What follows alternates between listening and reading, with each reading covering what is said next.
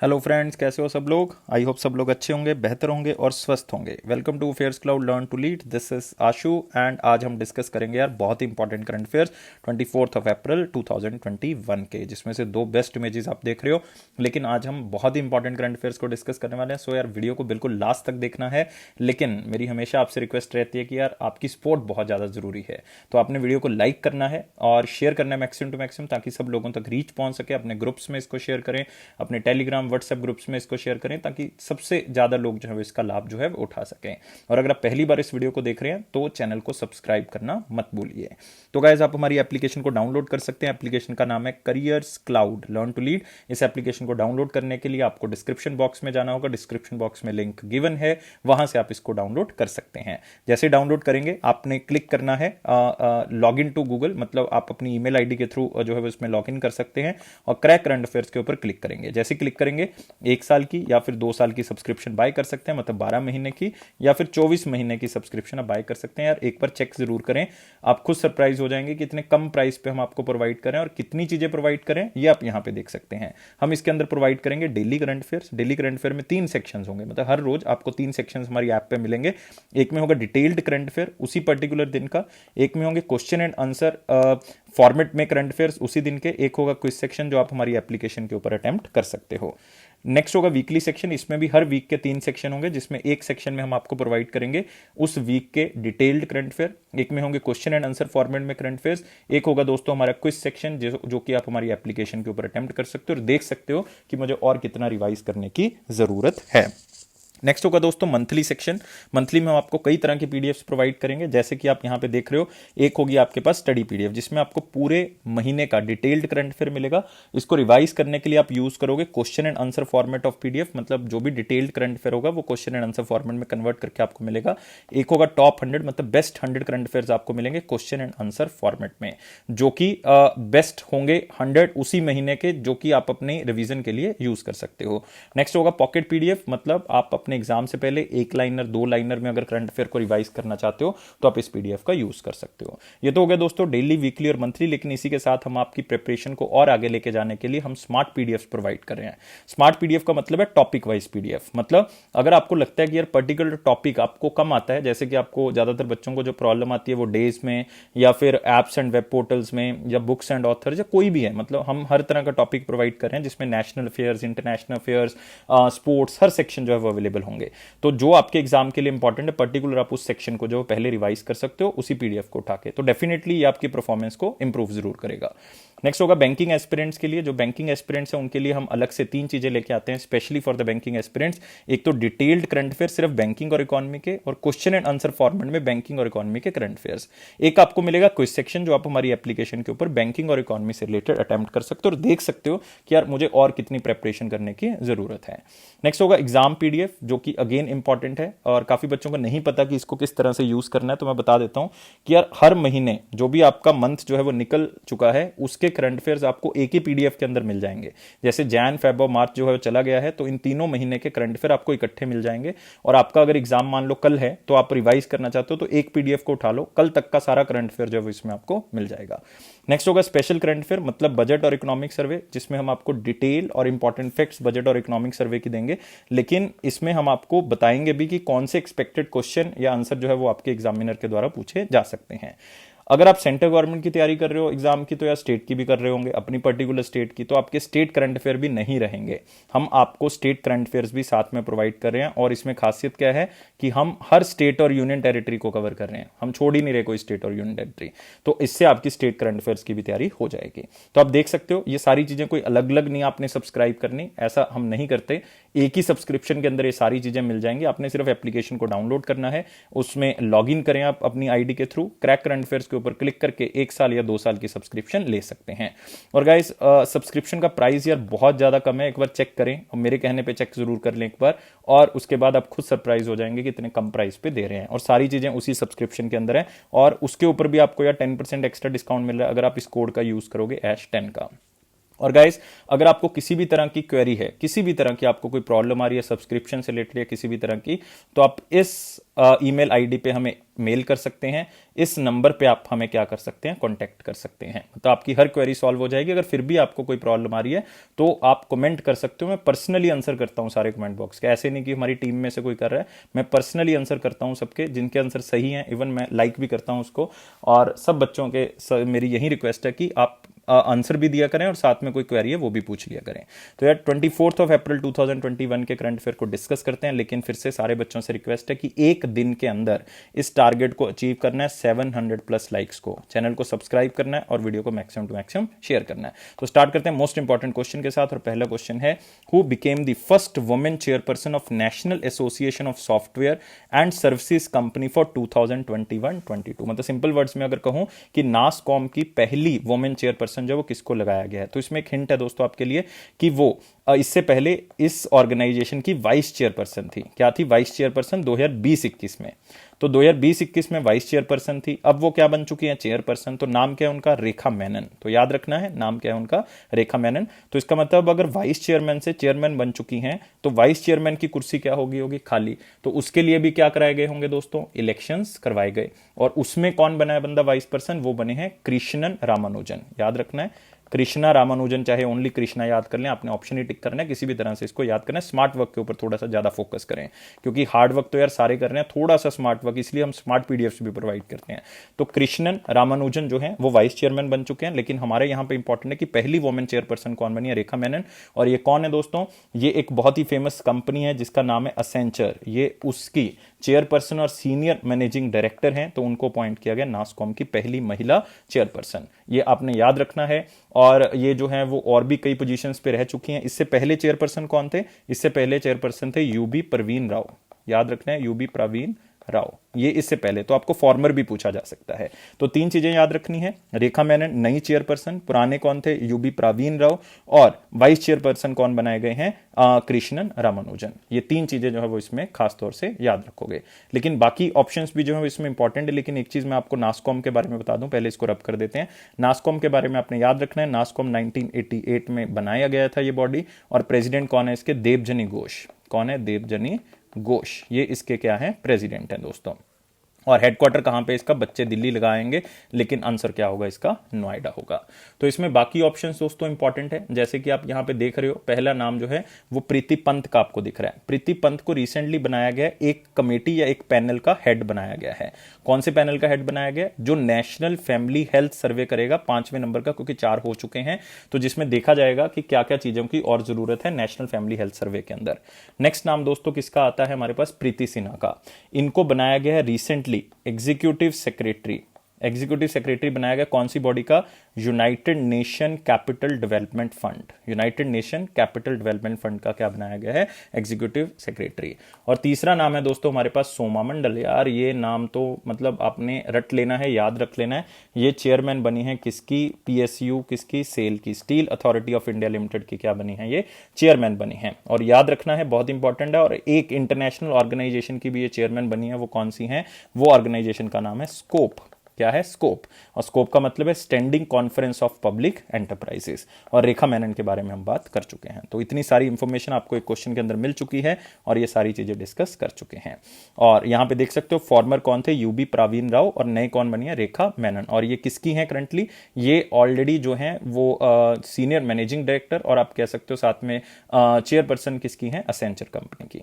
Next आते हैं, who one the Nelson Mandela world humanitarian award 2021। Most important award में इसको शामिल कर लो। नेल्सन मंडेला जो कि साउथ अफ्रीका के आप कह सकते हो कॉन्स्टिट्यूशन बनने के बाद पहले सबसे ऊपर की पोजीशन पे जो है वो इलेक्ट हुए थे, Nelson Mandela. World humanitarian award 2021 किसको दिया गया?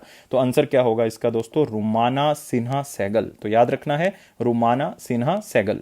और इस अवार्ड को दोस्तों कौन प्रेजेंट करता है? इस अवार्ड को एक ऑर्गेनाइजेशन देती है जिसका नाम है diplomatic mission global piece. Diplomatic mission global piece एक ऑर्गेनाइजेशन है जो इसको प्रेजेंट करती है। और क्यों इनको ये अवार्ड दिया गया नेल्सन मंडेला? क्योंकि ये ह्यूमैनिटेरियन अवार्ड है। मतलब क्या होगा कि जो इनोवेटिव डेवलपिंग आइडियाज को आगे बढ़ाती हैं या आगे बढ़ाते हैं और ग्रीन प्रोडक्ट्स के ऊपर काम करते हैं, रिसाइकलिंग करते हैं और वेस्ट नहीं होने देते, और मटेरियल्स को रिसाइकिल करके या नॉन बायोडिग्रेडेबल मटेरियल्स में उसको क्या करते हैं, कन्वर्ट करते हैं। तो ये काम इन्होंने किया जिसके कारण जो है वो इनको ये मेडल जो है वो दिया गया। तो सिर्फ क्वेश्चन को ऐसे ही याद करने जो आपको स्लाइड में दिख रहे हैं, ये आपके लिए इंपॉर्टेंट है।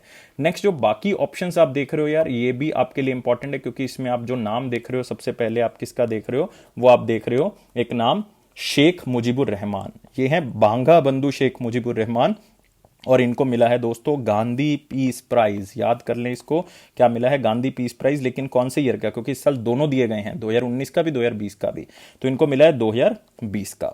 नेक्स्ट आप देख रहे हो कबूस बिन सैयद अल सैयद, ये ओमान के लेट सुल्तान हैं और इनको भी मिला है गांधी पीस प्राइज, लेकिन इनको 2019 के लिए मिला है। नेक्स्ट आप देख रहे हो प्रोफेसर शरद पगारे या प्रोफेसर शरद पगार, इनको मिला है व्यास सम्मान 2020। तो ये मेरे ख्याल से सबसे इंपॉर्टेंट जो है वो अवार्ड्स आप देख रहे हो और बहुत ही इंपॉर्टेंट आपको क्वेश्चन में काम आएंगे।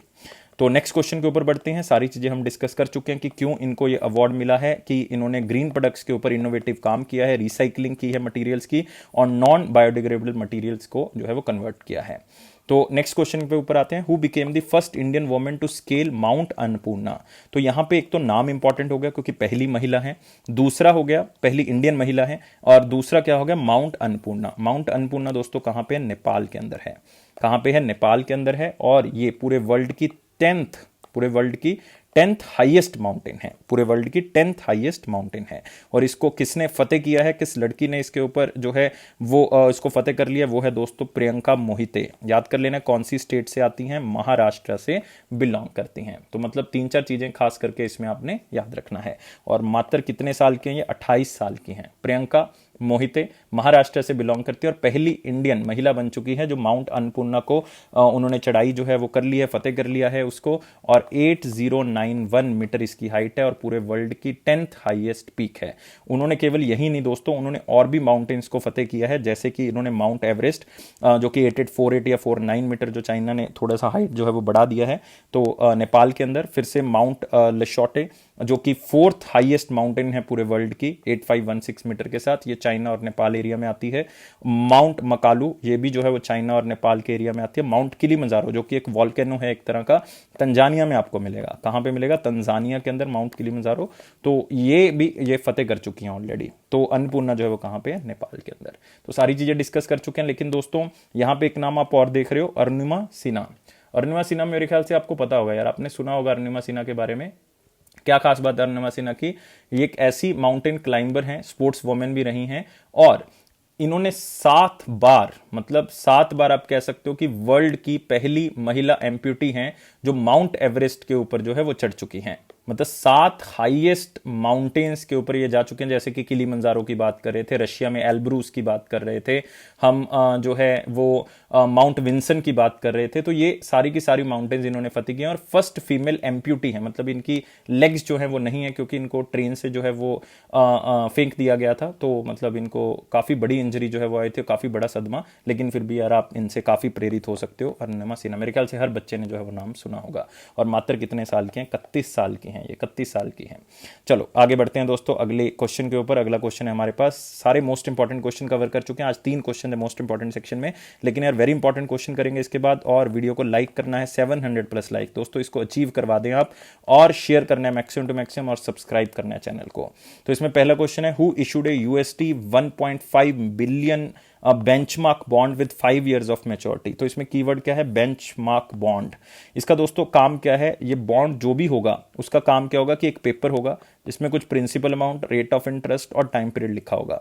ये बॉन्ड जो ये ऑर्गेनाइजेशन होगी ये लोगों को क्या करेगी? डिस्ट्रीब्यूट करेगी। बैंक्स को डिस्ट्रीब्यूट करेंगे ये, क्योंकि इंटरनेशनल ऑर्गेनाइजेशन है तो बैंक्स को देगी, लोगों को देगी, इन्वेस्टर्स को देगी। तो लोग क्या करेंगे या बैंकर्स क्या करेंगे? इसको खरीद लेंगे। अब पेपर जो है वो इनके पास आ गया, मतलब बॉन्ड इनके पास आ गया, पैसा जो है वो ऑर्गेनाइजेशन के पास चला गया। तो क्या होगा कि जब मेच्योर होगा, जितने टाइम पीरियड का होगा, तो कुछ रेट ऑफ इंटरेस्ट के साथ इन बैंकर्स को ये वापिस कर दिया जाएगा जब टाइम पीरियड पूरा होगा। तो फायदा जो है वो दोनों को होगा, क्योंकि ये इकट्ठा पैसा करके आगे इन्वेस्ट करेंगे। और ये बैंक कौन सा है दोस्तों? New development bank. तो याद रखना है कौन से बैंक की बात करें हम, बात करें यहाँ पे ब्रिक्स बैंक की, जिसको हम न्यू डेवलपमेंट बैंक के नाम से भी जानते हैं। तो इन बॉन्ड्स के थ्रू ये इतना पैसा क्या करेंगे? रेस करेंगे। यूएसडी 1.5 बिलियन जो है वो ये पैसा क्या करेंगे? रेस करेंगे। इसकी 5 साल की मेच्योरिटी होगी, मतलब 5 साल के लिए बॉन्ड इशू किए जाएंगे, बैंक्स को इशू किए जाएंगे।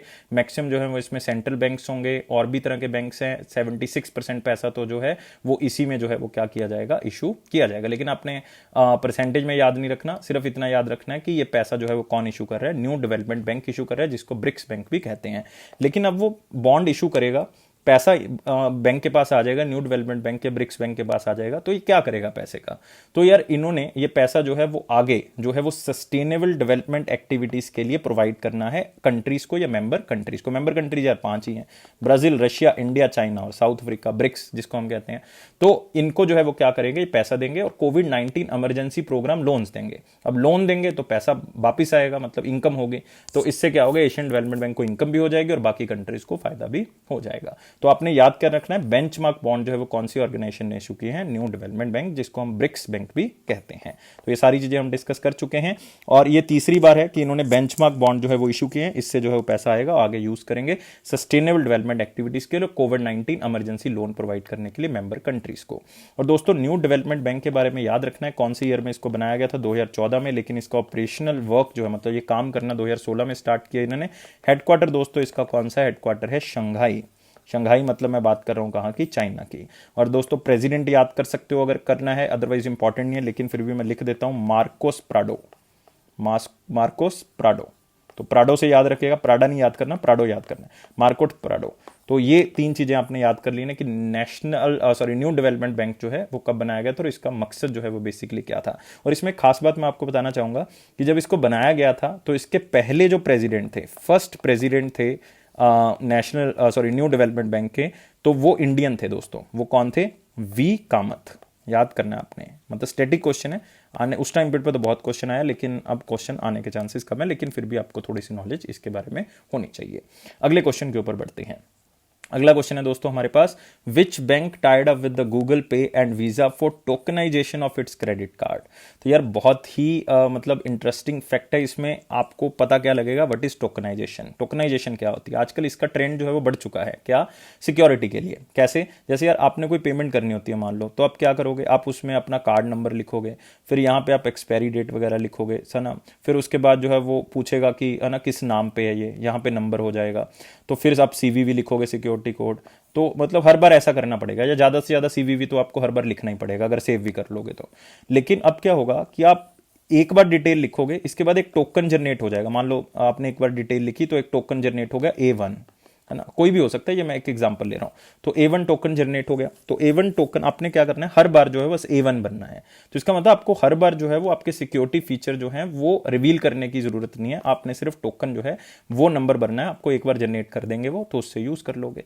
और ये बैंक कौन सा है दोस्तों? ये है HSBC बैंक। मतलब HSBC बैंक जो है वो अपने क्रेडिट कार्ड को जो है वो गूगल पे के थ्रू जो है वो आप अटैच कर सकते हो गूगल पे एप्लीकेशन के ऊपर। उसका टोकन जनरेट हो जाएगा और टोकन के थ्रू जो है वो आप हर बार पेमेंट कर सकते हो, चाहे वो आप QR कोड के थ्रू करो, चाहे आप वो सीधा पे करो, चाहे किसी भी तरह से आप पे कर सकते हो, तो वो टोकनाइजेशन हो जाएगी।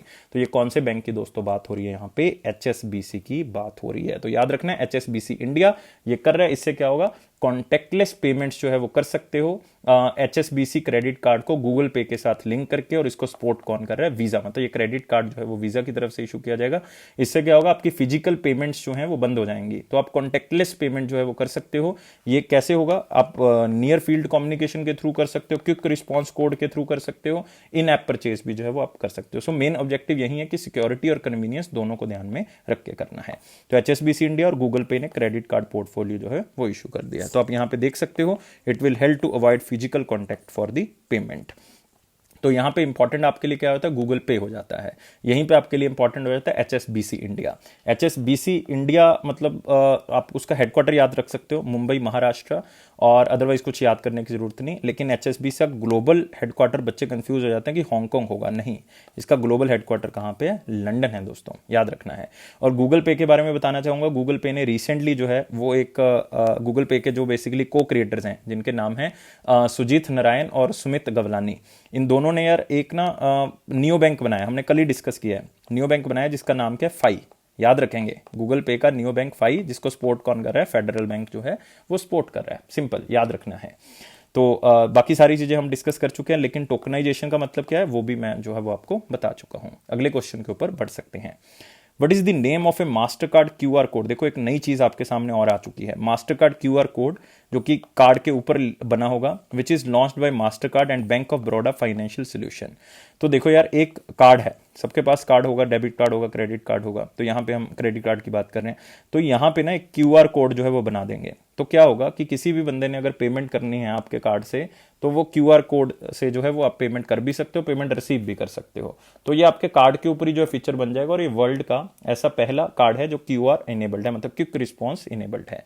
और मतलब एक नई नई चीजें जो है वो स्टार्ट हो रही हैं आजकल, आप देख रहे हो, तो मतलब ये भी एक नया सिस्टम जो है वो स्टार्ट हो चुका है। तो इस कार्ड का दोस्तों नाम क्या होगा, कॉन QR। तो याद रखना है, what is the name of A master card QR code, उसका नाम क्या है, कॉन QR। तो इसको याद रखेंगे, कॉन QR। दोबारा से बोल रहा हूं, मास्टर कार्ड और bank of Baroda financial to launch world's first QR on card program to simplify digital payment. तो अब आपने कुछ नहीं करना, बस QR कोड बना होगा, उसको स्कैन करना है, उससे पेमेंट कर भी सकते हो, रिसीव भी कर सकते हो। और ये specially small and medium size enterprises के लिए तो बहुत ही अच्छा हो जाएगा, क्योंकि कौन QR क्रेडिट कार्ड जो है वो भारत QR पेड से जो है वो संबंधित है, और कार्ड के फेस के ऊपर ही बना होगा।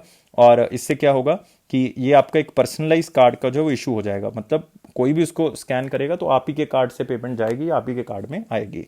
And it works based on the master card patent technology, क्योंकि मास्टर कार्ड स्पॉन्सर करे तो बाय डिफॉल्ट मास्टर कार्ड के थ्रू होगा।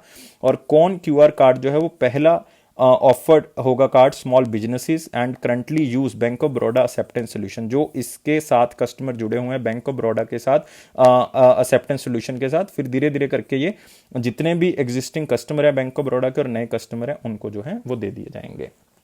तो धीरे धीरे करके मतलब इसको यूज जो है वो बैंक ऑफ बड़ौदा के लोग ही कर पाएंगे, तो इसको आपने याद रखना है। तो बैंक ऑफ बड़ौदा आपके लिए यहाँ पे इंपॉर्टेंट है, क्योंकि ये बैंक ऑफ बड़ौदा नहीं, एक्चुअल में bank of Baroda solutions financial solution limited है, जिसका हेडक्वार्टर मुंबई महाराष्ट्र में है। तो यहाँ पे आप एक चीज याद रख सकते हो मास्टर कार्ड के बारे में। मास्टर कार्ड के बारे में क्या याद रखना है कि मास्टर कार्ड का गठन कब हुआ था, इसका हेडक्वार्टर कौन सा है, और इसके CEO और MD कौन है, मतलब प्रेसिडेंट और CEO कौन है, एक ही बंदा है यार, वो मिशेल मेबैक। अब काफ़ी बच्चे कंफ्यूज हो जाते हैं कि सर अजय बांगा जी थे, नहीं भाई, प्रेसिडेंट और CEO कौन है, मिशेल मेबैक। हेडक्वार्टर इसका न्यूयॉर्क है, और गठन कब हुआ था, 1979 में। मास्टर कार्ड कब बना था, 1979 में। तो याद रहेंगी चीजें, यस सर बिल्कुल याद रहेंगी। अगले क्वेश्चन के ऊपर बढ़ सकते हैं। और रिसेंटली मैं आपको एक चीज और बताना चाहूंगा बैंक ऑफ बड़ौदा के बारे में, खास करके बैंक ऑफ बड़ौदा ने ना रिसेंटली बहुत से क्रेडिट कार्ड इशू किए हैं 2020 में, लेकिन एक क्रेडिट कार्ड इशू किया था जिसका नाम क्या था, स्वावलंबन। याद रखना है, जिसका नाम क्या था, स्वावलंबन। स्वावलंबन क्रेडिट कार्ड का फोकस क्या था कि इन्होंने लो इनकम एम्प्लॉइज को जो है मतलब लोन जो है वो क्या करेंगे, इसके थ्रू मतलब क्रेडिट कार्ड जो है प्रोवाइड करेंगे, जिसके थ्रू वो पैसा जो है वो निकलवा सकते हैं। तो micro small and medium enterprises को भी ये देंगे ये कार्ड, और कॉर्पोरेट्स को भी देंगे। तो मतलब स्वावलंबन कार्ड को याद रखना है, बैंक ऑफ बड़ौदा से रिलेट करना है। नेक्स्ट आते हैं, what is the name of innovation challenge which was launched by ministry of electronics and information technology to accelerate the adoption of free and open source software in the government. तो इसमें सबसे important keyword क्या है, free and open source software. ये क्या है, free and open source software का दोस्तों मतलब क्या है, इसका मतलब है कि एक आपने सॉफ्टवेयर डेवलप कर लिया, और वो पब्लिक के लिए या किसी भी आप कह सकते हो कंपनी के लिए वो ओपन है, कि इसमें कोई भी चेंज जो है वो आप जो है वो कर सकते हो, मतलब कोडिंग जो है वो ओपन की हुई है, तो उसमें आप चेंज कर सकते हो और नए इनोवेटिव आइडिया जो है वो ऐड कर सकते हो। जैसे कि एक एग्जांपल देता हूं इसकी, आरोग्य सेतु ऐप, वो free and open source software है। उसमें कोई भी बंदा अगर चाहता है तो उसकी कोडिंग जो है वो चेक कर सकता है, उसमें बदलाव कर सकता है, और इनोवेटिव सोल्यूशन जो है वो उसमें ऐड कर सकता है। तो मतलब गवर्नमेंट ऑफ इंडिया ऐसा 2015 से कर रही है कि इस तरह के जो है वो इनोवेटिव आइडियाज जो है वो लेके आ रही है, और लोगों से कह भी रही है कि यार इनोवेटिव आइडिया है तो इसको आप चेंज करो और इनोवेटिव बनाओ ऐप को। तो ये है हमारे पास फॉस फॉर गॉव, मतलब फॉस का मतलब है free and open source software, और जीओवी का मतलब है गवर्नमेंट। तो सिंपल, जितनी भी गवर्नमेंट की एप्लीकेशंस हैं उसमें जो है वो लोग अपने इनोवेटिव आइडियाज को क्या कर सकते हैं, यहाँ पे रिप्रेजेंट कर सकते हैं। तो याद रखना है हैशटैग फोर्स फॉर गोवा, और ये ministry of electronics and information and technology ने इसको स्टार्ट किया था। और मिनिस्ट्री ऑफ इंफॉर्मेशन टेक्नोलॉजी कौन है, मतलब इलेक्ट्रॉनिक्स एंड इंफॉर्मेशन टेक्नोलॉजी के कौन है यूनियन मिनिस्टर, रविशंकर प्रसाद जी। रविशंकर प्रसाद जी की कॉन्स्टिट्यूएंसी पटना साहिब, इन्होंने शत्रुघ्न सिन्हा जी को हराया था बिहार के अंदर। और मिनिस्टर ऑफ स्टेट है संजय धोत्रे जी, जिनकी लोकसभा कॉन्स्टिट्यूएंसी क्या है, अकोला, वो कहाँ पे, महाराष्ट्र के अंदर। तो ये भी आप जो है वो याद रख सकते हो। और open free and open source software के बारे में बात कर चुका हूँ। और गवर्नमेंट, चाहे आप आधार कार्ड ले लो, यूपीआई ले लो, ये सारे ओपन सोर्स सॉफ्टवेयर है, मतलब इसमें कोई भी इनोवेटिव आइडिया जो है वो आप देना चाहते हो तो आप इसमें ऐड कर सकते हो। मतलब जो सोर्स कोड्स होंगे वो ओपनली शेयर्ड होंगे, और लोगों को इनकरेज किया जाता है वॉलंटरी कि यार आप डिजाइन करें सॉफ्टवेयर को, आप ऐड करें इसमें कुछ भी। और खास करके ये इंपॉर्टेंट है हेल्थ सेक्टर के अंदर, एजुकेशन के अंदर, एग्रीकल्चर के अंदर, जो कि आज की नीड है। और सबसे ज्यादा मैं कहूंगा कि इस टाइम पे इंडिया सबसे ज्यादा इनमें पिछड़ा हुआ है। हेल्थ में देख लो आप, आजकल पता ही आपको, गैस सिलेंडर नहीं मिल रहे, मतलब आप कह रहे हो ऑक्सीजन गैसेज नहीं मिल रही। एजुकेशन में इंडिया लैग कर रहा है, अभी तक न्यू एजुकेशन पॉलिसी जो है वो इंप्लीमेंट नहीं हो पाई। न्यू एजुकेशन पॉलिसी क्या, पुरानी वाली के अंदर एग्जाम नहीं हो पा रहे। एग्रीकल्चर है, एग्रीकल्चर के अंदर वैसे ही आप देख रहे हो स्ट्राइक्स चल रही हैं, तो इसके अंदर जो है वो ये सारी चीजें होनी बहुत ज्यादा जरूरी हैं। तो आप यहाँ पे देख रहे हो, ministry of electronics and information technology announces FOSS for government innovation challenge to accelerate adoption of free and open source software in the government. तो बाकी सारी चीजें जो है वो हम डिस्कस कर चुके हैं, और इसको याद रखना अपने। नेक्स्ट आते हैं दोस्तों अगला question, who one the 2021 Monte Carlo masters title. तो यहाँ पे इंपॉर्टेंट क्या है कि ये टाइटल कौन सी गेम से जो है वो क्या करता है, लिंक करता है, ये आपने याद रखना है। ये टाइटल दोस्तों मैं बता दूं टेनिस के साथ रिलेट करता है, लेकिन इसमें सिर्फ मेल प्रोफेशनल्स ही खेलते हैं, मतलब सिर्फ मेल प्रोफेशनल प्लेयर्स ही इसमें क्या करेंगे, पार्टिसिपेट करेंगे। और ये क्ले कोर्ट के ऊपर खेला जाता है, और क्ले कोर्ट के बादशाह कौन है, राफेल नडाल। लेकिन इसके विनर राफेल नडाल नहीं है, इसके विनर कौन है, स्टेफनोस सित्सिपास। याद रखना है, स्टेफनोस सित्सिपास कौन सी कंट्री से हैं, ये ग्रीस से बिलोंग करते हैं। कौन सी कंट्री से, ग्रीस से बिलोंग करता है। इन्होंने ये अवार्ड, या आप कह सकते हो ये टाइटल जो है वो जीता है, और इन्होंने रशिया के एंड्रे रुब्लेव को हराया है। आपने याद नहीं रखना किसको हराया है, ये इनका मिडन मास्टर टाइटल है। लेकिन इसमें सिर्फ एक ही चीज इंपॉर्टेंट है कि मॉन्टे कार्लो मास्टर जो है वो किसने जीता है। और इसको ऑर्गेनाइज कौन करता है, एटीपी ऑर्गेनाइज करता है, जिसका मतलब एसोसिएशन ऑफ टेनिस प्रोफेशनल्स, जिसका हेडक्वार्टर आपको कहां पे मिलेगा, लंदन के अंदर मिल जाएगा। हेडक्वार्टर कहां पे मिलेगा, लंदन के अंदर, यूनाइटेड किंगडम। तो ये चीज याद रखेंगे। लेकिन दोस्तों बाकी ऑप्शन भी जो हैं वो आपके लिए इंपॉर्टेंट हैं। क्यों इंपॉर्टेंट है, क्योंकि इसमें जो आप नाम देख रहे हो राफेल नडाल का, राफेल नडाल क्यों इंपॉर्टेंट है दोस्तों, राफेल नडाल ने जो है वो जीता है 2020 का 2020 का फ्रेंच ओपन। याद रख लेंगे फ्रेंच, क्योंकि क्ले कोर्ट पे होता है, मैं पहले ही बता चुका हूं कि यार ये मतलब बादशाह हैं इस क्ले कोर्ट के। नेक्स्ट आप जो नाम देख रहे हो वो है दोस्तों नोवाक जोकोविक। नोवाक जोकोविक जो है वो इटालियन ओपन भी जो है वो जीत के हटे हैं, इटालियन ओपन जो है वो इन्होंने जीता है। और साथ ही साथ जो है वो नोवाक ने ऑस्ट्रेलियन ओपन भी 2020 का जीता है, ऑस्ट्रेलियन ओपन 2020 और इटालियन ओपन 2020, तो नोवाक जोकोविक ने वो जीता है। नेक्स्ट आपके पास आता है नाम डोमिनिक थीम। डोमिनिक थीम जो है वो दोस्तों यूएस ओपन जीते हैं 2020 का। क्या जीते हैं, जो 2020 का यूएस ओपन। तो दोबारा से रिपीट कर रहा हूं, डोमिनिक थीम जो है वो US open 2020, Novak Djokovic Italian open 2020 और ऑस्ट्रेलियन ओपन 2020, राफेल नडाल जो है वो फ्रेंच ओपन 2020 जो है वो जीते हैं। और एक ग्रैंड स्लैम की हम बात नहीं कर रहे, वो कौन सा, विमिल्डन। विमिल्डन की दोस्तों बात नहीं हो रही, क्यों नहीं हो रही विमिल्डन की, क्योंकि विमिल्डन कैंसिल हो गया था दोस्तों 2020 का। तो यूएस ओपन हुआ था, इटालियन हुआ था, मतलब यूएस ओपन हुआ था, ऑस्ट्रेलियन हुआ था, फ्रेंच हुआ था, लेकिन विमिल्डन जो है वो नहीं हो पाया था। तो इस चीज को याद रखेंगे। नेक्स्ट आते हैं दोस्तों अगला क्वेश्चन, और यहाँ पे आप देख सकते हो स्टेफनो सित्सिपास ये जीत चुके हैं, और इनका ये पहला masters 1000 crown Monte Carlo tournament था जो इन्होंने जीता है। जिसको ऑर्गेनाइज कौन करता है, मैं पहले ही बता चुका हूं, इसको ऑर्गेनाइज करता है ATP, association of tennis professional, जिसका हेडक्वार्टर कहां पे मिलेगा, लंदन में मिलेगा। तो सारी चीजें डिस्कस कर चुके हैं, अगले क्वेश्चन के ऊपर आते हैं। Who one Venice film festival life time achievement award. तो यहां पे याद रखने के लिए क्या है कि वेनिस कहां पे है, वेनिस इटली में है, तो इसका मतलब नाम भी क्या होगा, इटालियन होगा। नाम क्या है, रॉबर्टो बेनिग्नी। तो याद रखना है रॉबर्ट बेनिगनी जो है वो क्या होगा, इसका आंसर होगा। और इनको ये याद किया गया, इनको अवार्ड दिया गया लाइफ टाइम अचीवमेंट अवार्ड। इनको अपनी मूवी के लिए यार बहुत ज़्यादा याद किया जाता है, जो कि बहुत ही फेमस मूवी है। और मैं हर वीडियो के अंदर आपको लास्ट में बताता हूँ कि वो आपने काम जो है वो ज़रूर करना है। और वो काम कौन सा है? खुश रहने का, लाइफ को अच्छे से जीने का, क्योंकि लाइफ इज ब्यूटीफुल। और लाइफ इज ब्यूटीफुल दोस्तों इन्होंने ही क्या की है, बनाई है। इन्होंने ही मूवी जो है वो बनाई है। इनको बेस्ट एक्टर का अवार्ड जो है वो मिला था। बेसिकली इनमें रोल जो है वो बहुत बड़ा था, मतलब लीड एक्टर में थे रॉबर्टो बेनिगनी। तो ये आपने याद रखना है। और साथ में आप याद रख सकते हो ये मूवी बहुत पुरानी है दोस्तों, 1997 की मूवी है। एक बार देखें जरूर इसको, मतलब नाजी कैंप और किस तरह से जूइश के साथ किस तरह से गलत हुआ है, वो सारी चीजें इसमें शो की हुई हैं। 1997 में मूवी थी और बेस्ट मूवी रही है ये इनके करियर की। और सबसे ज्यादा अवार्ड जीते हैं, इवन इन्होंने इंटरनेशनल फिल्म ऑस्कर भी जो है वो यहाँ से जीता था 1997 में।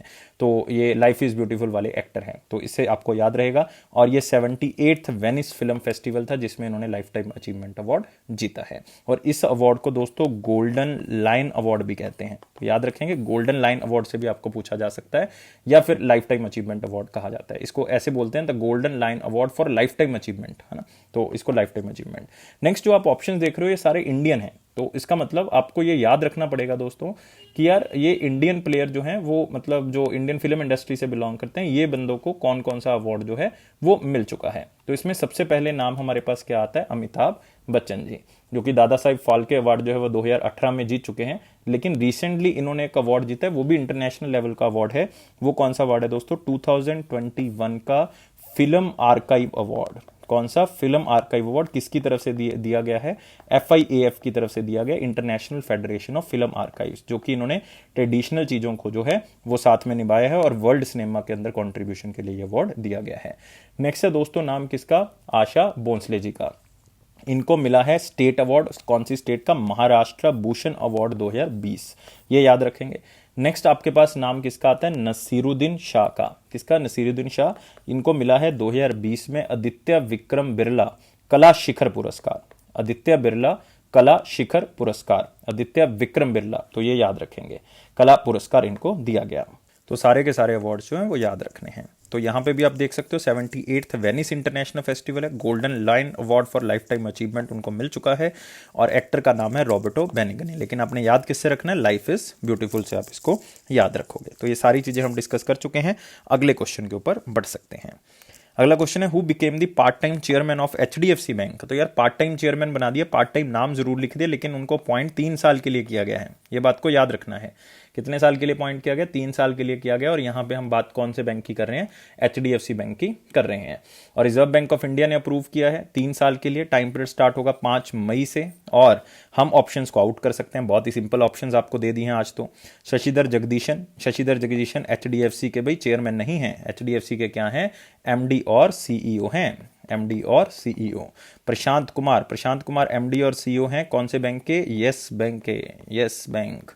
नेक्स्ट संदीप बख्शी MD और CEO हैं कौन से बैंक के? ICICI। तो मतलब यहाँ पे क्लियर हो गया है, आंसर क्या होगा? अतानु चक्रवर्ती, जो कि एक IAS ऑफिसर हैं यार, 1985 के IAS ऑफिसर हैं, गुजरात बैच के। इवन पहले वो सेक्रेटरी भी रह चुके हैं इकोनॉमिक अफेयर्स मिनिस्ट्री के अंदर, इवन सेक्रेटरी रह चुके हैं department of invest and public asset management के भी, और भी कई पोर्टफोलियोज पे रह चुके हैं। लेकिन अब इनको अपॉइंट कर दिया गया है part time chairman of HDFC bank, RBI ने अपॉइंट किया है।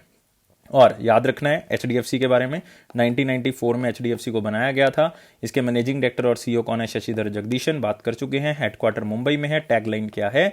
We understand your world, we understand your world. तो आप फोटो देख सकते हो अतानु चक्रवर्ती जी का, जिनको चेयरमैन बनाया गया HDFC बैंक का। तो याद रखेंगे, इंपॉर्टेंट क्वेश्चन है। Which state launched Covid emergency loan scheme for entrepreneur supplying oxygen and medicine. देखो एक अलग तरह की चीज सामने आ गई है। आपको पता है देश के अंदर मेडिसिन की कमी हो रही है ना, जो वैक्सीनेशन है वो उपलब्ध नहीं है कई जगह पे। कई हॉस्पिटल्स ने बाहर बोर्ड लगा दिया कि यार हमारे पास वैक्सीनेशन नहीं है। गवर्नमेंट हॉस्पिटल्स जो हैं वो नहीं कुछ प्रोवाइड कर रहे। ऑक्सीजन की कमी आ रही है, काफ़ी लोगों की डेथ हो रही है ऑक्सीजन के अंदर। इवन बड़े बड़े हॉस्पिटल्स हैं दिल्ली के अंदर, तो वो भी ऑक्सीजन, उनके पास भी जो कमी आ रही है। तो अब एक स्टेट गवर्नमेंट नया इनिशिएटिव लेके आई है कि यार जो ऑक्सीजन और मेडिसिन एंटरप्रेन्योर्स हैं जो ये बनाते हैं, उनको हम कोविड इमरजेंसी लोन दे रहे हैं। तो उसमें क्या होगा, आपको जो है वो प्रोवाइड करेगी स्टेट गवर्नमेंट पैसा, और उससे आप जो है वो इसको बनाओगे और स्टेट को प्रोवाइड करोगे। और इसमें जो है वो इंटरेस्ट की छूट या कुछ उनको फैसिलिटीज जो है वो दी गई हैं। और ये स्टेट कौन सी है? हरियाणा। कौन सी स्टेट है दोस्तों? हरियाणा। और याद रखना है, हरियाणा रिसेंटली होस्ट कर रहा है किसको? हरियाणा होस्ट कर रहा है खेलो इंडिया यूथ गेम्स को। यूथ गेम्स 2021 की हरियाणा होस्ट कर रहा है। और साथ में याद रखना है कि ऐसा पहली बार हो रहा है कि ये हरियाणा के अंदर हो, मतलब गेम्स तो हो रही हैं, लेकिन ये सिर्फ एक वेन्यू पे नहीं होंगी, हरियाणा के अंदर भी कई अलग अलग वेन्यूज पे होंगी। और ऐसा पहली बार हो रहा है। और ऐसा भी पहली बार हो रहा है कि जनवरी में ना होके जो है वो इस बार जो है वो नवंबर के मंथ में जो है वो की जाएंगी। तो इन सारी चीज़ों को आप थोड़ा सा मतलब याद रखेंगे। और इसमें एक चीज़ और याद रखनी है कि हरियाणा ने साथ ही साथ एक प्लेटफॉर्म जो है वो और स्टार्ट किया है, वो उन बच्चों के लिए जो कि अबंडेंट चाइल्ड है। मतलब आप कह सकते हो कि जो आप चाइल्ड केयर इंस्टीट्यूशंस में रहते हैं और 18 साल उनके पूरे हो चुके हैं, लेकिन उनको अब रोजगार प्रोवाइड करना है, एजुकेशन देनी है या फाइनेंशियल बेनिफिट देना है, तो वो हरियाणा ने एक जो है वो मिशन स्टार्ट किया जिसका नाम है हरिहर मिशन। क्या किया है? हरिहर मिशन। इसका मतलब है homeless abundant and surrendered children rehabilitation initiative Haryana. तो इसको याद रख सकते हो आप कि हरिहर मिशन भी हरियाणा ने स्टार्ट किया है, और ये कोविड लोन भी स्टार्ट किया है। इसके लिए हरियाणा गवर्नमेंट जो 500 करोड़ रुपया जो है वो फंड जो है वो प्रोवाइड करेगी। और स्टेट गवर्नमेंट जो है वो ऑक्सीजन, बेड्स, वेंटिलेटर की प्रोडक्शन को क्या करेगी? इससे इंक्रीज करेगी। और इंटरेस्ट जो लोन के ऊपर होगा वो सारा का सारा जो है वो स्टेट गवर्नमेंट की तरफ से पे किया जाएगा। मतलब एक तरह से सिर्फ प्रिंसिपल अमाउंट ही वापस करनी है, इंटरेस्ट जो है वो वापस नहीं करना। और जो हरिहर है ये भी याद रखेंगे, ये भी one of the important question है। तो Haryana launches Covid emergency loan scheme, और आप यहां पे देख सकते हो 500 करोड़ रुपए का फंड जो है वो इसमें दिया जाएगा, लेकिन इंटरेस्ट नहीं लिया जाएगा। जो भी ये लोन लेगा वो सिर्फ प्रिंसिपल अमाउंट लेंगे, इंटरेस्ट जो है वो स्टेट गवर्नमेंट पे करेगी। और एक हरिहर स्टार्ट कर रहे हैं जिसमें सरेंडर्ड और अबंडेंट चिल्ड्रन को जो होंगे उनको employment, education, financial benefit provide किए जाएंगे जो चाइल्ड केयर इंस्टीट्यूशंस में रह चुके हैं, 18 साल से ऊपर हैं। और साथ ही साथ इनको इकोनॉमिकली वीकर सेक्शन के अंदर डिक्लेयर किया जाएगा। और इनको फाइनेंशियल असिस्टेंस दोस्तों सिर्फ 25 साल तक की एज तक ही मिलेगी, क्योंकि इनको सक्षम बनाया जाएगा ताकि आगे जाके ये कोई ना कोई काम कर सकें। और हरियाणा के बारे में याद रखना है, हरियाणा के चीफ मिनिस्टर मनोहर लाल खट्टर जी हैं। गवर्नर जो हैं वो सत्यनारायण आर्य हैं, या आप कह सकते हो सत्यदेव नारायण आर्य हैं। कैपिटल जो है वो क्या है? चंडीगढ़ है। लेकिन इसमें एक चीज और याद रखनी है दोस्तों आपने, वो क्या याद रखना है? नेशनल पार्क्स हरियाणा के अंदर। नेशनल पार्क हरियाणा के अंदर सारे बच्चों को पता होने चाहिए और याद भी होने चाहिए। 2 नेशनल पार्क मैंने कल भी करवाए थे आपको, सुल्तानपुर नेशनल पार्क, और एक आपको मिलेगा Kalesar national park. Kalesar national park, Sultanpur national park Gurugram के पास है, कालेसर नेशनल पार्क यमुनानगर के पास मिलेगा। तो Kalesar and Sultanpur. Next question के ऊपर आते हैं। Boao forum for Asia annual conference 2021 held in which country. तो मेरे ख्याल से काफी बच्चे जो है वो इस कॉन्फ्रेंस को पहली बार सुन रहे होंगे कि ये कौन सी ऑर्गेनाइजेशन है या कौन सा फोरम है जिसका नाम है बोआओ। तो बोआओ दोस्तों एक जगह का नाम है। तो सबसे पहले तो आपने यही याद रखना है कि बोआओ जो है वो एक जगह का नाम है। ये एक तरह का मतलब आप कह सकते हो वर्ल्ड इकोनॉमिक फोरम है एशिया का, क्योंकि ये वर्ल्ड इकोनॉमिक फोरम की तर्ज पे बनाया गया था। जैसे वर्ल्ड इकोनॉमिक फोरम जो है वो हमेशा कहाँ पे होता है? वर्ल्ड इकोनॉमिक फोरम जो हमेशा दावोस में होता है। कहाँ पे होता है? दावोस स्विट्जरलैंड के अंदर। इस बार सिंगापुर में हो रहा है, लेकिन अदरवाइज दावोस स्विट्जरलैंड। ऐसे ही ये जो हमारे पास बोआओ है ये कहाँ पे होता है? बोआओ में होता है। बोआओ कहाँ पे है दोस्तों? चाइना के अंदर। तो आंसर क्या होगा? चाइना होगा। क्या होगा? चाइना होगा। चाइना के अंदर एक प्रोविंस है जिसका नाम है हायनान। हायनान प्रोविंस मतलब हायनान स्टेट के अंदर जो है वो इसको ऑर्गेनाइज किया जाता है। हर साल जो है वो ऐसे ही ऑर्गेनाइज किया जाता है। और ये बॉडी याद रखनी है, बोआओ फोरम फॉर एशिया, जिसको एशिया वर्ल्ड इकोनॉमिक फोरम या एशिया दावोस भी कहा जाता है। और इसमें याद करने वाली बात क्या है कि कितनी कंट्रीज इसकी मेंबर हैं? 28 कंट्रीज इसकी मेंबर हैं, जिसमें इंडिया भी है। इसका गठन 2001 में हुआ था, तो इस साल ये 20th एनिवर्सरी सेलिब्रेट कर रहे हैं अपने गठन की। और इसको जब स्टार्ट किया गया था तो 25 एशियन कंट्री और एक ऑस्ट्रेलिया था। बाद में 2 कंट्रीज इसमें और ऐड हो गई और इंडिया भी इसका मेंबर है। इसका मेन मकसद क्या है? क्योंकि ये एशियन कंट्रीज की है, तो एशियन कंट्रीज को आपस में क्लोज लेके आना, डेवलपमेंटल गोल्स को अचीव करने के लिए या इकोनॉमिक इंटीग्रेशन करने के लिए उनको इकट्ठा करना, यही इसका जो है वो मेन मकसद है। और इसका हेडक्वार्टर दोस्तों कहां पे है? बीजिंग चाइना के अंदर। Beijing China. तो ये सारी चीजें याद रखोगे, एक नई चीज थी आपके लिए तो आप इसको जरूर याद रखोगे। और इसमें बहुत सी कंट्रीज ने पार्टिसिपेट किया और ये चाइना के अंदर हुई है। इवन अगर आप देखोगे इसके अंदर जो है वो 2500 पार्टिसिपेंट्स थे। 2500 पार्टनर्स 60 अलग अलग कंट्री से आए थे, क्योंकि ये ओपन है सबके लिए, ऐसे नहीं कि जो मेंबर कंट्री है सिर्फ वही आएंगी। इसमें बहुत ही इंपॉर्टेंट एशियन लीडर्स लाइक अगर मैं बात करूं, यहाँ पे प्रेसिडेंट ऑफ साउथ कोरिया थे जो कौन है, मून जाए इन है। प्रेसिडेंट ऑफ इंडोनेशिया हैं जोको विडोडो, वो आए हुए थे। प्रेसिडेंट ऑफ श्रीलंका गोताबाया राजापक्षा वो थे। इसमें prime minister of Bangladesh Sheikh Hasina. तो ये सारे के सारे लोग जो है इसमें थे। इसका थीम क्या था, ए वर्ल्ड इन चेंज, क्योंकि अभी कोविड के कारण जो है वो चेंज जो है वो हो रहा है काफी जगह पे। Join hands to strengthen global governance and advance belt and road cooperation. तो मतलब हमें सबको एशियन कंट्रीज को आपस में जुड़ना होगा ताकि हम आगे डेवलपमेंट की तरफ बढ़ सकें। और बाओ फोरम मैं बता चुका हूं 2001 में गठन हुआ था, 2021 में 20th एनिवर्सरी, और 25 एशियन कंट्री और ऑस्ट्रेलिया ने इसको बनाया था, लेकिन अभी 28 कंट्रीज जो हैं वो इसके मेंबर हैं। तो इस चीज को आपने याद रखना है। सारी चीजें डिस्कस कर चुके हैं, अगले क्वेश्चन के ऊपर आते हैं। अगला है दोस्तों इंपॉर्टेंट सेक्शन, जिसमें आपने 700 प्लस लाइक्स जो है वो प्रोवाइड करने, एक दिन के अंदर इन लाइक्स को देना है, शेयर करना वीडियो को मैक्सिमम टू मैक्सिमम, और चैनल को सब्सक्राइब कर देना अगर पहली बार इस वीडियो को देख रहे हैं। Which bank partner with Chennai angels to support startups. तो ये क्वेश्चन बहुत ज्यादा इंपॉर्टेंट नहीं है, लेकिन हाँ इसमें जो है वो स्टार्टअप्स के बारे में बात हो रही है, इसलिए हम इसको कवर कर रहे हैं। अदरवाइज बहुत से बैंक हैं जो अलग अलग तरह से जो है वो ऑर्गेनाइजेशन के साथ टाई अप करके स्टार्टअप्स को फाइनेंस कर रहे हैं। और ये ऑर्गेनाइजेशन दोस्तों क्या है, हमारे पास चेन्नई एंजल्स। तो एंजल इन्वेस्टर्स जो हैं वो इसमें खास वर्ड है। एंजल इन्वेस्टर का मतलब कोई भी हो सकता है, प्राइवेट इन्वेस्टर है, चाहे वो कोई सीड इन्वेस्टर है, तो जिनकी हाई नेटवर्थ इंडिविजुअल है जो कि आगे फाइनेंशियल सर्विसेज प्रोवाइड करते हैं स्मॉल एंटरप्रेन्योर्स को या फिर स्टार्टअप्स को, तो उनको कहा जाता है एंजल इन्वेस्टर। तो ये कौन सा बैंक है जो चेन्नई एंजल्स के साथ मिलकर जो है स्टार्टअप्स को पैसा देगा, ये है दोस्तों हमारे पास Indian bank.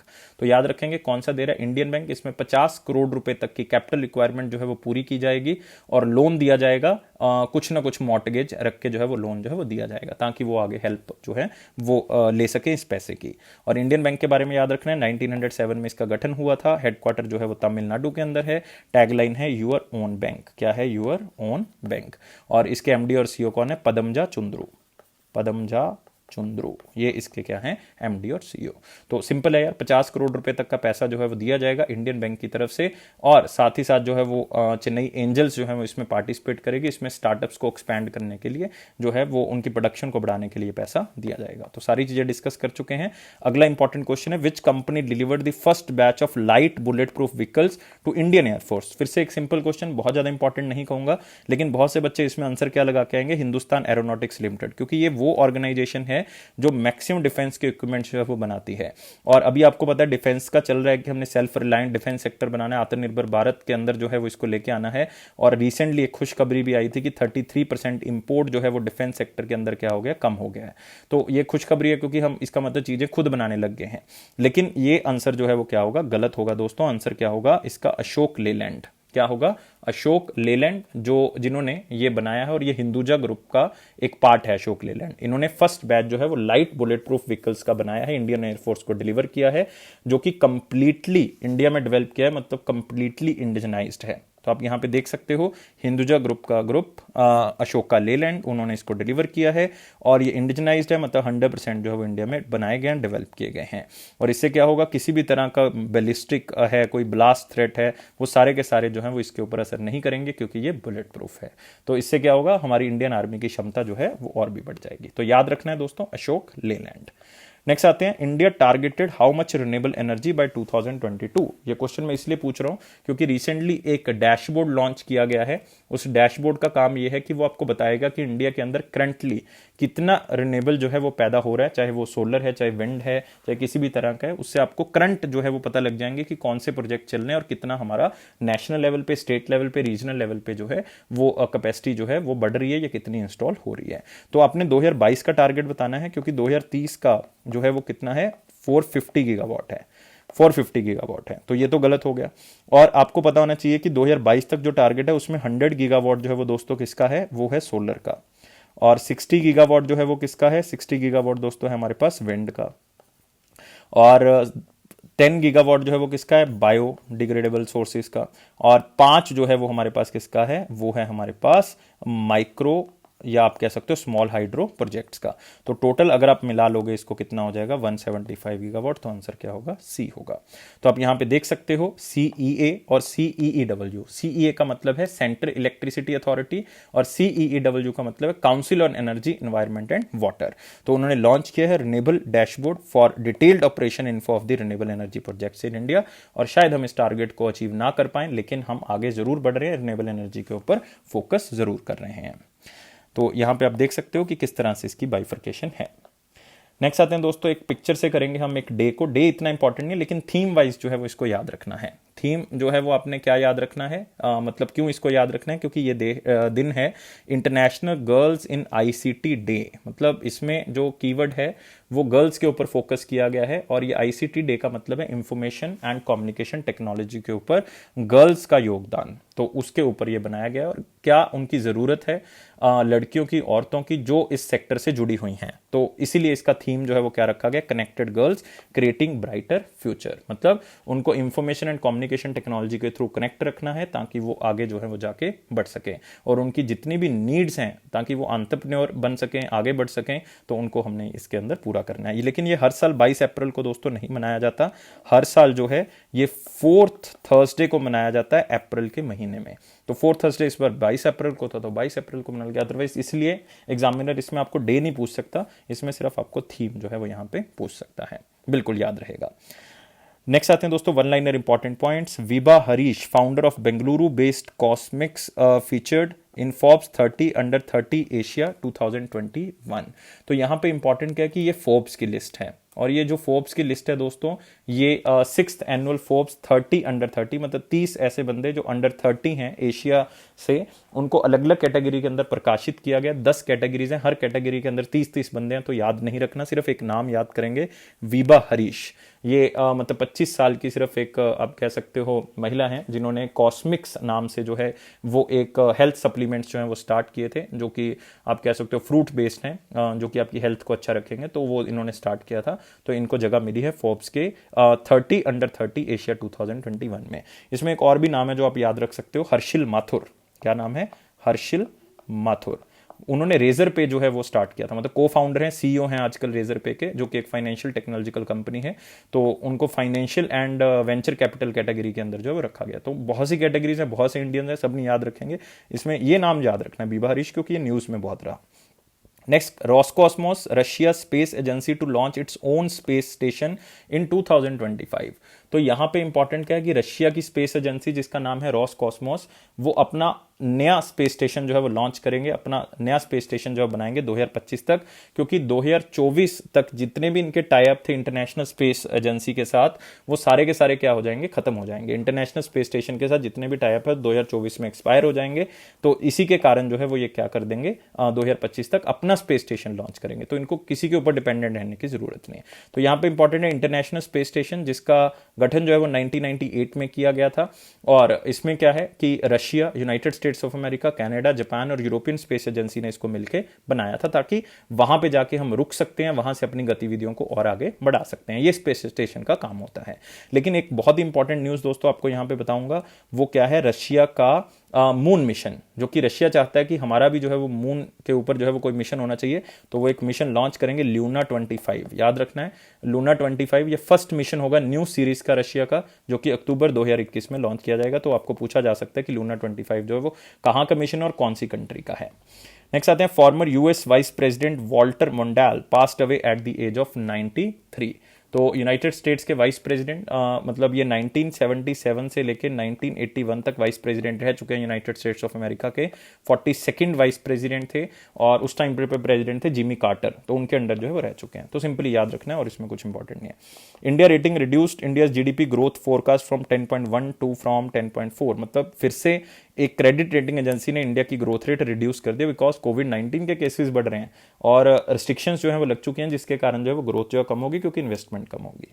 Next, RBI cancel the licence of Bhagyodaya friends urban cooperative bank, जो कि कहाँ का है, महाराष्ट्र का है, इनके सारे लेन देन के ऊपर रोक लगा दी है क्योंकि इन्होंने आरबीआई की जो आप कह सकते हो बैंकिंग रेगुलेशन एक्ट है 1949 का, उसके तहत जो है वो रेगुलेशंस को ओबे नहीं किया, इसलिए इनका कैंसिल कर दिया गया लाइसेंस। तो ये भी हम डिस्कस कर चुके हैं आईसीटी डे, जो कि 4th थर्सडे को मनाया जाता है अप्रैल के महीने में। नेक्स्ट आते हैं question of the day. Question of the day क्या है 23 अप्रैल का, who heads the board of payment and settlement system. तो सबसे पहले आपको पता होना चाहिए, नाम से पता लग रहा है क्या काम करता होगा, पेमेंट और सेटलमेंट सिस्टम के अंदर जो है वो काम करता होगा। एनपीएस के बारे में भी चर्चा होती होगी इसमें, लेकिन इसका गठन जो है वो दोस्तों 2005 में किया गया था। इसके अंदर कौन होगा, इसके अंदर आरबीआई के, ध्यान से सुन लो, आरबीआई के जो हैं वो गवर्नर होंगे, 4 डिप्टी गवर्नर्स होंगे, दो जो हैं वो क्या होंगे, non officials, 2 non officials director होंगे सेंट्रल बोर्ड के। किसके, सेंट्रल बोर्ड के। तो इसमें इसका मतलब टोटल 1 4 5 7 बंदे होंगे।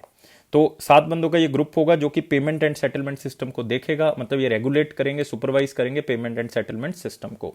तो इसको चेयर कौन करता है, हमने देखा था, इसको हेड कौन करता है, तो यार बहुत ही सिंपल था, इसको हेड करते हैं आरबीआई के गवर्नर, मतलब कौन लीड करेगा, शक्तिकांत दास करेंगे, सिंपल है।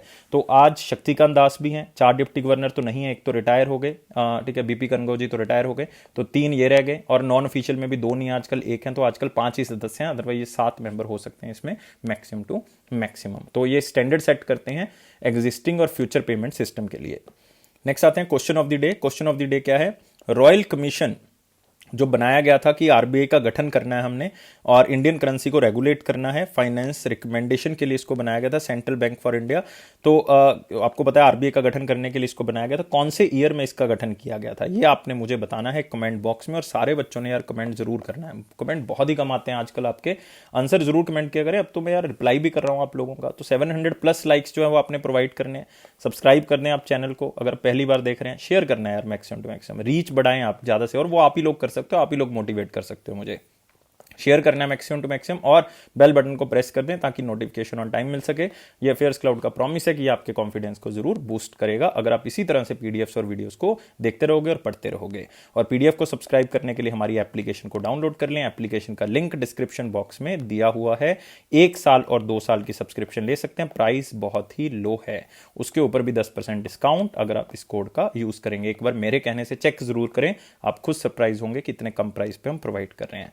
और लाइफ को हमेशा जिंदा दिली से जिएं, हमेशा खुश रहें, और लाइफ जो है बहुत ज़्यादा सीरियस नहीं लेनी है हमने। तो thank you guys for watching this video, बहुत बहुत शुक्रिया आपका इस वीडियो को देखने के लिए। Take care and bye bye.